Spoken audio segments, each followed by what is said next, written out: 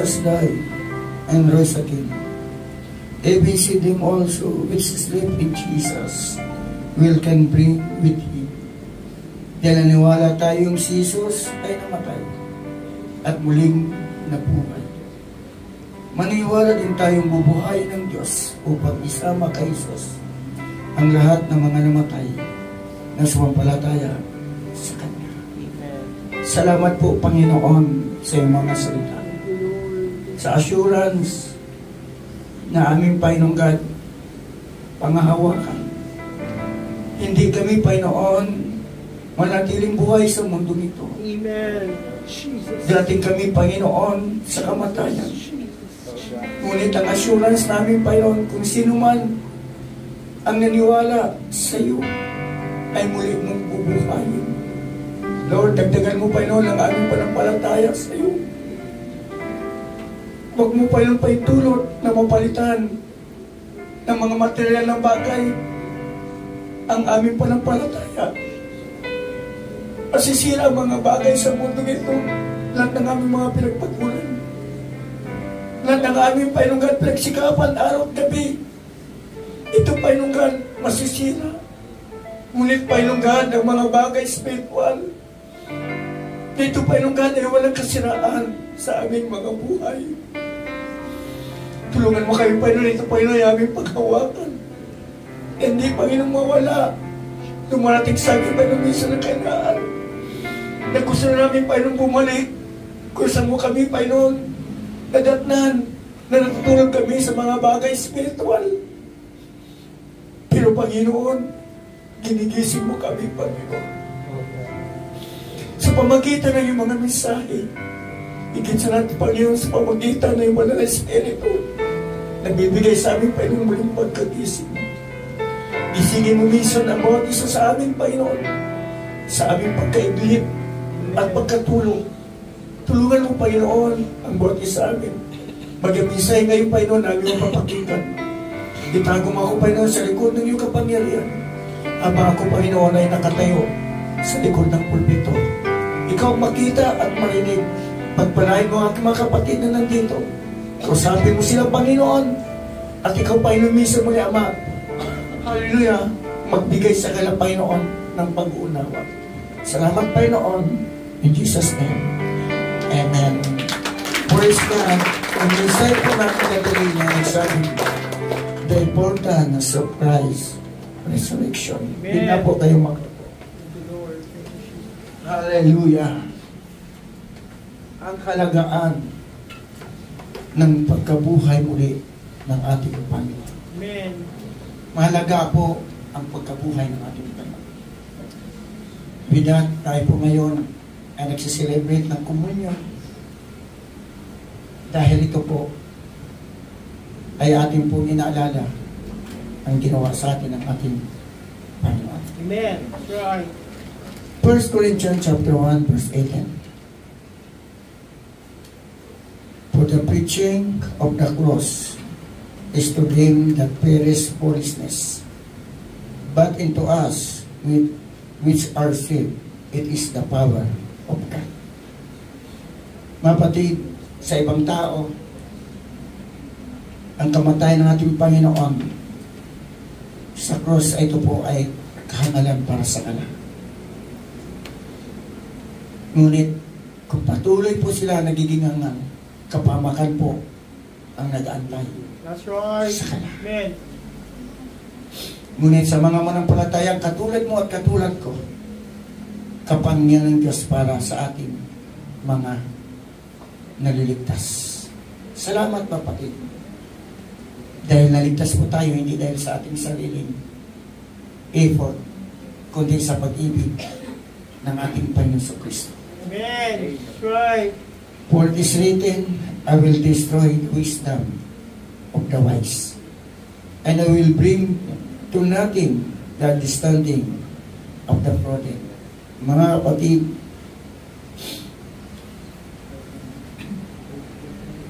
where is the wise? Where is the scribe? Where is the disputer of this world? Hath not God made foolish the wisdom of this world? Amen. Nasaan po ang mga marunong? Sabi po ng Bible. Nasaan ang mga masyadong marunong sa mundo nito?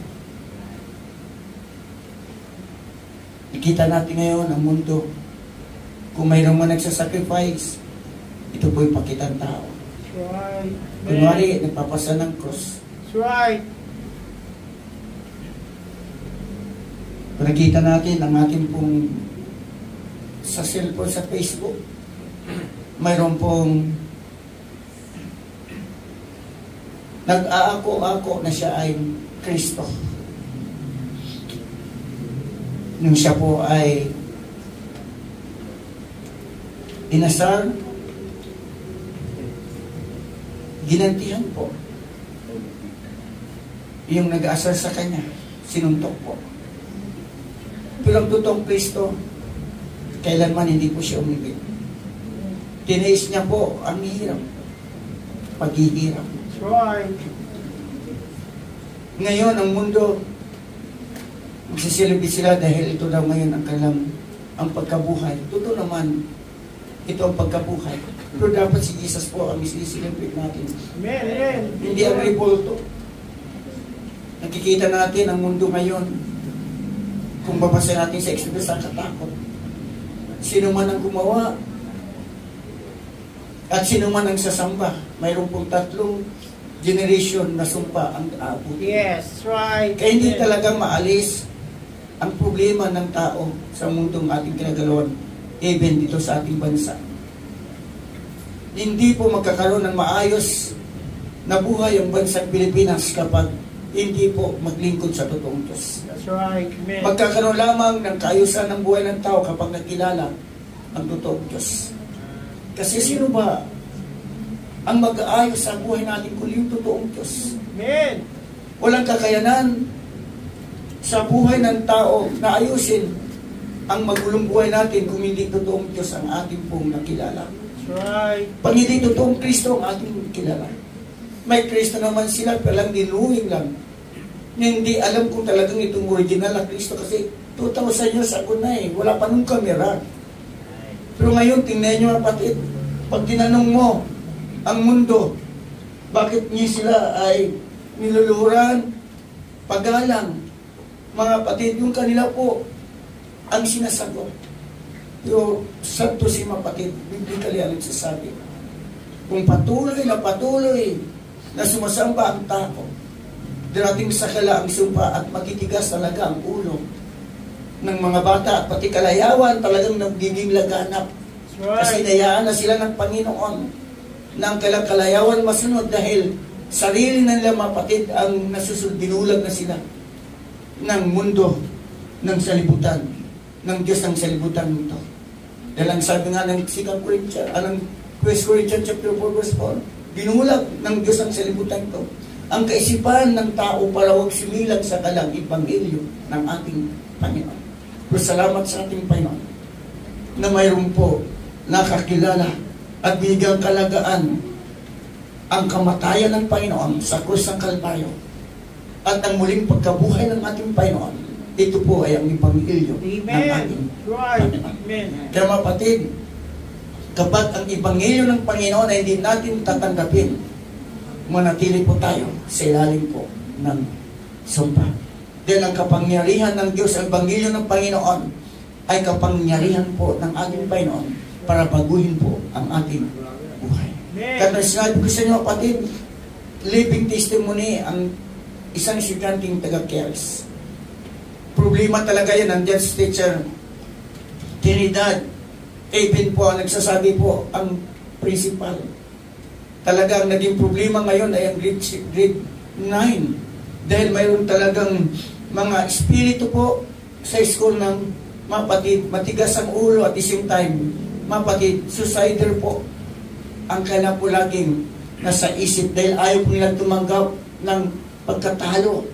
Ayaw nilang tumanggap ng paghihirap. Ayaw nilang tumanggap, mga kapatid, na sila po ay inaapi. Kaya ang solution ay sila po ay nagpapatiwakal. At salamat sa Panginoon, agapan po natin Amen. sa tulong at biyaya ng Diyos. Thank you, Jesus. Amen. Kahit tatlo pa lang yan, mayroon pang susunod. Amen.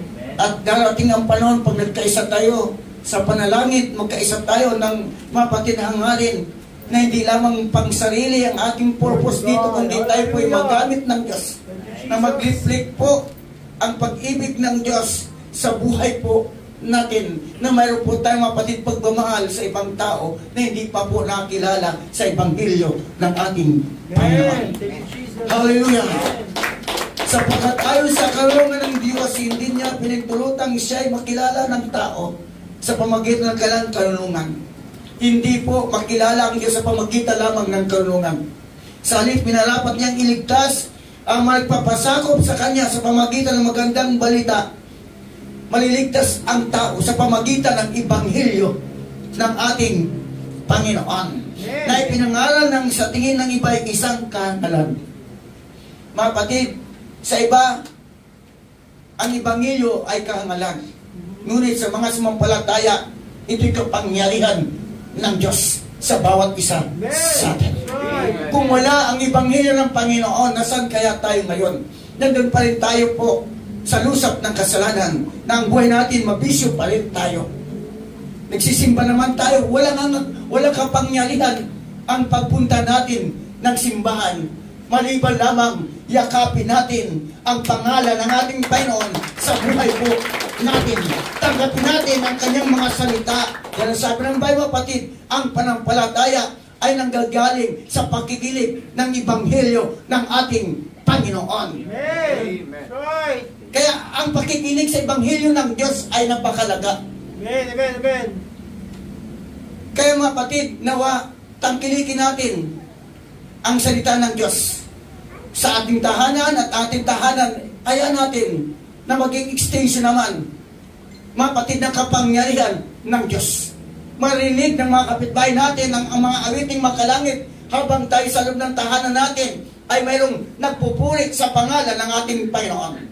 Kahapon kagabi habang nanonood ako sa kanilang pong mga gawain sa Jito, may nagtatanong, anong gawain po mayroon yan? Tingnan nyo kapatid. Ngayon hindi na maitago mga kapatid. Ang mensahe ng Diyos. Right. Nasa looban tayo ng bahay, pamilya natin, pag binuksan ang live natin, nakakarat na sa buong mundo ang Ebanghelyo ng ating Panginoon. Amen. Magtatanong na sila kung ano po ngayon ang ating kinalalagyan, bakit na iba na tayo ngayon. Hindi na ngayon mga kapatid, pagmumura ang ating mga binabanggit, hindi na kayabangan, kundi ang itinataas na natin ang pangalan ng ating Panginoon. Hallelujah! Dahil alam natin ang Ebanghelyo ng Panginoon ay napakalaga. Thank you, Lord. Christ's resurrection is vital in the gospel. Yes, right. Mga kapatid, hallelujah, ang pagkabuhay ng ating Panginoon ay napakalaga mga kapatid. Hallelujah, sa gospel mga kapatid ng ating Panginoon. Hallelujah. Kaya sabi mga kapatid ng 1 Corinthians chapter 15, mga kapatid, ngayon ipinaalala ko sa inyo ang magandang balitang ipinangaral ko sa inyo. Yan ang magandang balitang inyong tinanggap na naging saligan ng inyong panampalataya. Naligtas kayo sa pamagitan nito kung matatag ninyong panghawakan ang salitang ipinangaral ko sa inyo, maliban lamang kung walang kabuluhan ang inyong panampalataya. Maliligtas tayo hindi dahil sa reliyon. Maliligtas tayo, sabi ni Pablo, kung matatag nating pinanghawakan ang kanilang pinangalan na lamang nag-iisang Diyos. Yes, thank you, Lord. Thank you. Ang ating Panginoon si Kristo mga kapatid, nakita niya ang kalagayan ng tao na mapapahamak. With that, nagkataon tao, ang Diyos na nag-iisa sa pamagitan ng ating Panginoon Kristo. Lord, thank you, Jesus. Hallelujah!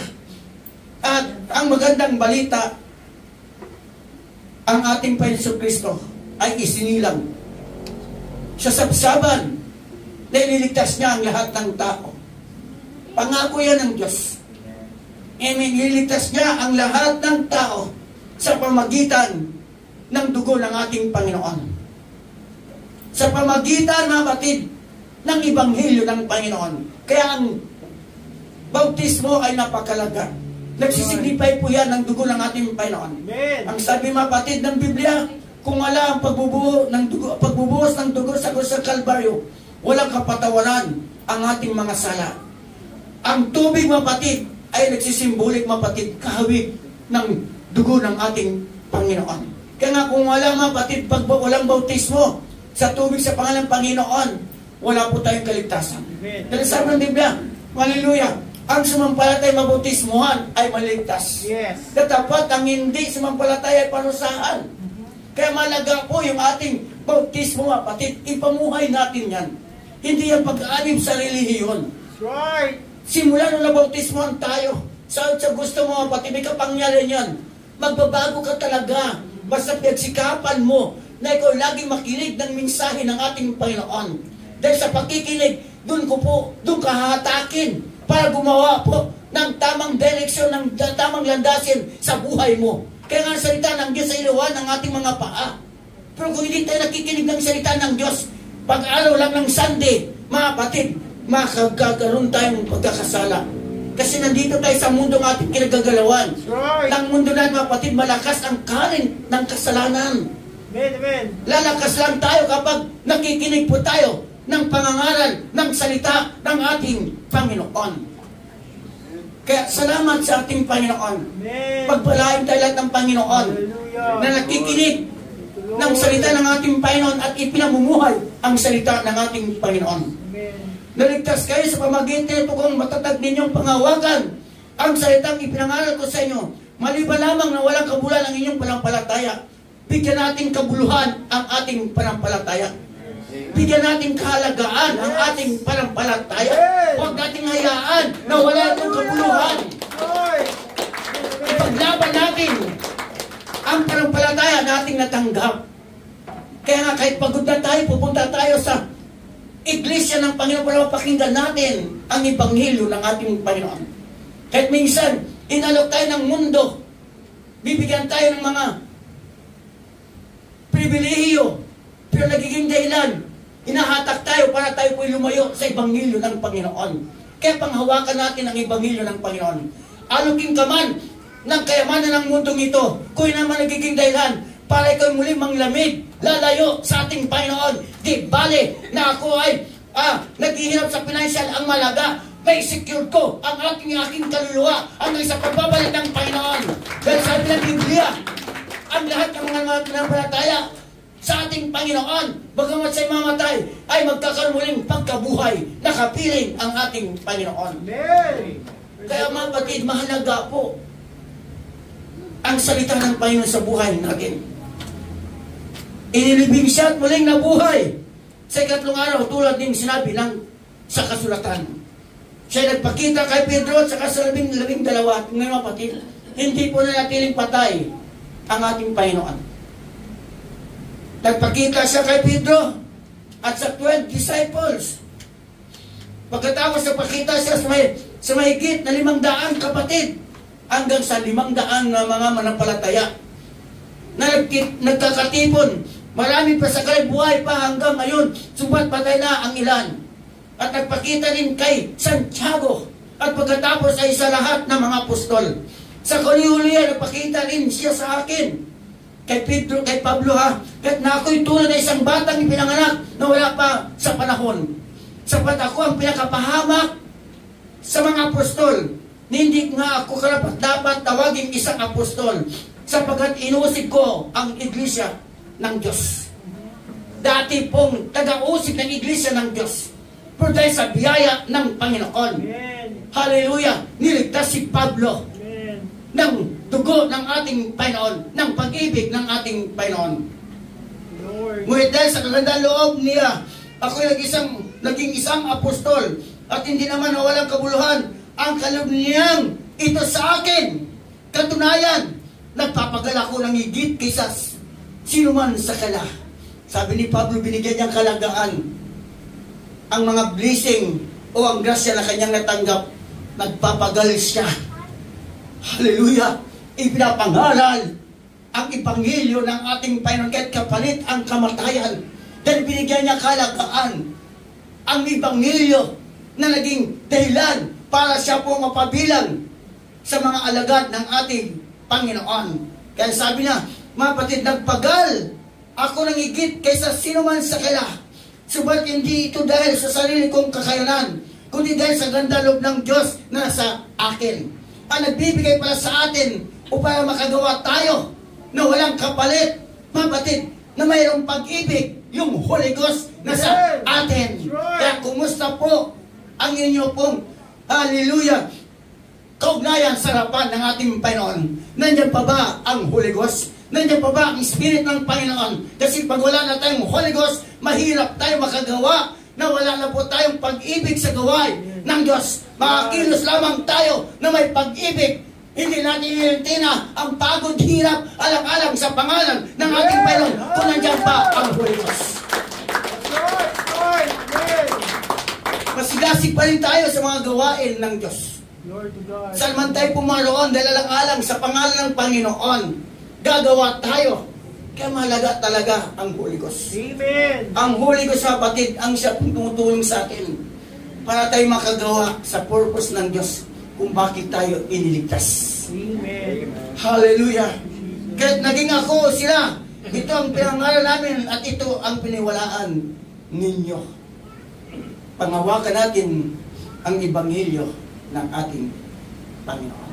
Lord to God. Mga kapatid, hallelujah. Salamat sa Panginoon. Anumang oras, babalik ang ating Panginoon. Mapalatandaan, nakikita na natin ngayon. Yes, right. Mga kapatid, magkakaroon ng lindol sa iba't ibang dako. Magkakaroon ng digmaan. Yes. Magkakaroon ng kagutom. Magkakaroon, mga kapatid, ng iba't ibang uri ng salot. Magkakaroon, mga kapatid, matinding hirap, sabi po ng Bible. Higit sa lahat, ay sabi ng Bible, ang malapit ng pagbabalik natin Panginoon, magiging matigas ang mga ulo ng mga kabataan. Magiging maibigin sa kalayawan kaysa magiging maibigin sa Diyos. At may anyong kabanalan pinilayuan ang kapangyarihan nito. Huwag nating layuan ang Holy Ghost. Huwag nating layuan ang Espiritu ng Diyos. Amen. Hallelujah. Sabi ng Biblia, may anyong kabanalan, pero nilalayuan, hallelujah, ang kapangyarihan ng Diyos. Kaya hindi lahat, mga kapatid, na pupunta sa simbahan ay mga anyong banal dahil nilalayuan nila ang Espiritu ng Diyos. Huwag nating layuan ang kapangyarihan ng Diyos. Naramdaman natin na tayo nanghihina na. Huwag tayo pong mag-inarte-arte, maging totoo tayo sa paglapit natin sa ating Panginoon. Amen. Dahil ang Holy Ghost po, anytime, siya po ang magkukomport sa atin sa oras na ating kahinaan. Siya, mga kapatid, ang tutulong sa atin sa ating mga kalungkutan. That's right. Amen. Siya din, mga kapatid, na magkukulik sa atin sa ating mga pagkakamali. Yes. Siya rin magbibigay sa atin ng tamang kaisipan kapag tayo po'y napupustos lagi ng Espiritu ng ating Panginoon. Amen. 2 Timothy chapter 2, verse 8. Alalahanin niyo mo si Jesu Kristo, ang muling binuhay at nagmula sa angkan ni David. Yes. Ayon sa magandang balitang ipinangaral ko, itong dahilan ng aking pagdurusa at pagkatapos na parang isang kriminal, subalit hindi kailanman may gagapos ang salita ng Diyos. Grabe po, mga kapatid, si Pablo. Siya po'y nagdusa, alang-alang po sa Ebanghelyo ng ating Panginoon. Kahit siya po ay gapusin, pero ang salita ng Diyos di kayang gapusin. Amen. Hallelujah! Minsan dumating tayo sa gapos tayo, mga kapatid, dahil sa pangalan at salita ng Diyos. Gapos tayo minsan sa mga pinansyal. Dahil nga nagbago na ang ating mga buhay, hindi na tayo nakikisawsaw sa mundong magulo, mundong mandaraya. Nabubuhay na tayo sa panampalataya, kaya nagbabago may status ng buhay natin. Minsan nagagapos tayo, mga kapatid, sa kawalaan, pero hindi mapipigilan ang ating dila na bumula sa ating puso na mayroon lamang talagang Diyos na nag-iisa na dapat po ipaalam. Mayroon lamang Diyos, mga kapatid, na handang sa tulong sa oras ng ating pangailangan. At ang Diyos ang may sabi, mga kapatid, ililigtas niya ang kanyang mga tapat at ibiblis niya ang mga tapat sa kanya. Amen. Sa umpisa, mga kapatid, nagbabago kasi, nag-change tayo eh. umpisa mo maging tapat at hindi ka manatili na sa kawalaan. Darating ang panahon, papakita sa iyo ng Panginoon ang kanyang mga salita ay hindi nagbabago. Amen. Umpisa nating maging tapat. Thank you, Lord. Umpisa niyo maging tapat. Thank you, Jesus. Sabihin mo, Lord, I love you. Sa gawin natin. Parang si Pedro lang, Lord, di kita kaila. Si Pedro, habang tumagal, kaila ang Panginoon mamatay. Amen, amen, amen. Right. Dumating man tayo sa kahirapan.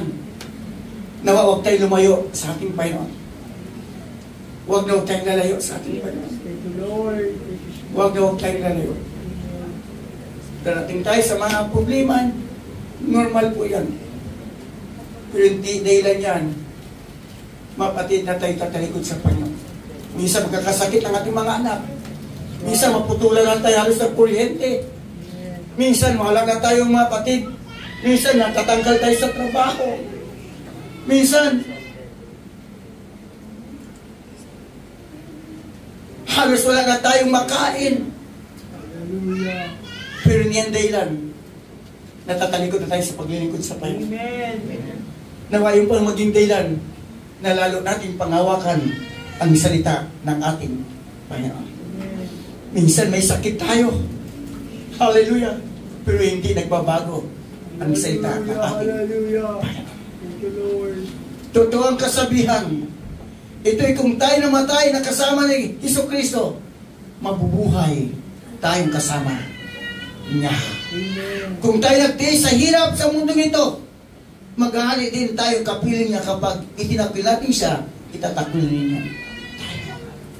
Kung tayo may hindi tapat, sa'yo natin tapat pa rin sapagkat hindi niya maaring itakwil ang kanyang sarili. Pag-ari tayo ng Panginoon, Amen. hindi tayo itatakwil That's ng right. ating Amen. Panginoon. Amen. Pag-ari na tayo ng ating Panginoon simula, hindi natin ang Ebanghelyo ng Panginoon. Hindi tayo itatakwil. Kasi minsan ikaw ang lumalayo sa Diyos. Hallelujah. Hindi tayo itatakwil ng ating Panginoon. Minsan binubulungan ka ng kaaway na ikaw lumayo sa Diyos. Kung lumayo ka sa Panginoon, saan ka na pupunta? Delikado po. That's right. Wala na pong hahain na natitira, ialay muli sa krus ng Kalbaryo. Nagdugo. Isang bis lang po yun. Amen. Wala na mga patid, kaya kung nagkasala tayo, balik agad. Amen. Balik tayo sa Panginoon. Amen. Huwag tayong bumalik sa kasalanan. Pag nagkakamali tayo, wala pa namang perfect na yung tao. Nagiging perfect lang tayo dahil po sa bag ng ating Panginoon. Minsan, sa katigasan ng ating ulo, amen, lumalaya tayo sa Panginoon, pili tayo, iatakwil ng ating Panginoon. Kahit matigas ang ulo natin, ang Diyos pa rin ay patuloy bukas ang kanyang kamay, ang kanyang habag, para tayo po mananibalik sa Kanya. Amen. Para lang alibugang anak yan. Praise God. Ang ating Panginoon, mga kapatid, hindi po tayo kayang itakwil Amen. ng ating Panginoon. That's right. At hindi tayo iiwanan ng ating Panginoon. Amen. Saan natin ilalagay ang ating Panginoon? Sabi niya, ang lupa ay kanyang apakan. Ang langit ay kanyang upuan. Tayo lang ang nagtatago. Bakit? Kasi may kasalanan tayo ginagawa. Ang kasalanan nagiging dahilan para tayo mapawalay sa ating Panginoon. Amen. With that, yung sala po, huwag nating hayaan na manatili po sa bawat isa sa atin. Dahil yan nagiging dahilan para tayo mapawalay sa ating Panginoon. Matagal na po ang kasalanan natin pinatawad ng ating Panginoon. Ang kailangan natin sa panahon natin po ngayon, sabi ng Bible, kung nagkasala ka, tapat ang Diyos na magpatawad kung tayo nagsisisi. 1 John chapter 1, maglayo mga patid. 8, hanggang mga patid sa masunod ng mga talata, tapat ang Diyos Amen. na magpatawad That's right. sa atin. Amen. Amen. Hindi dahilan na tayo po ay tatalikod sa paglilingkod sa ating Panginoon. Bagkus tayo po hingi ng tawad sa ating Panginoon. Mga patid, 1 John chapter 1, 8 hanggang 9. Sabi po, kapatid, Praise God, at yan na po tayo magtatapos. At dadako po tayo sa ating po komunyan. Sabi ng 1 John, chapter 1, verse 8, mga batid.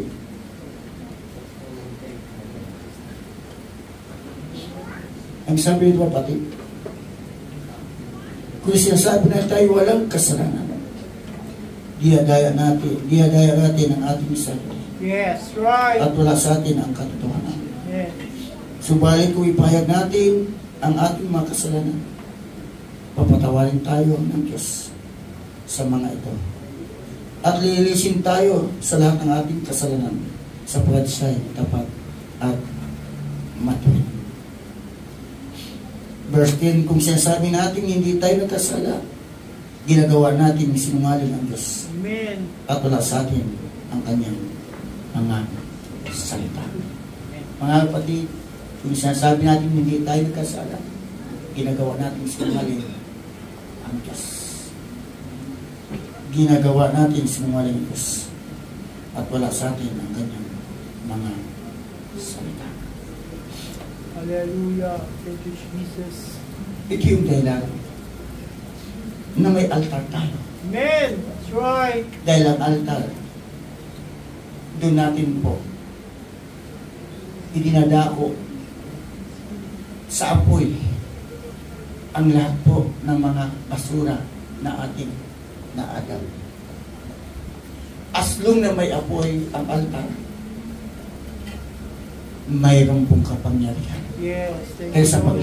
paglapit natin sa altar, doon natin sinusunog ang mga basura spiritual sa ating buhay. Kaya ang altar ay napakalaki. Ang pagdating po sa altar ay napakalaki. Amen. Hallelujah. Ang altar cooling ay napakalaki. Amen. Isatabi natin ang lahat ng ating mga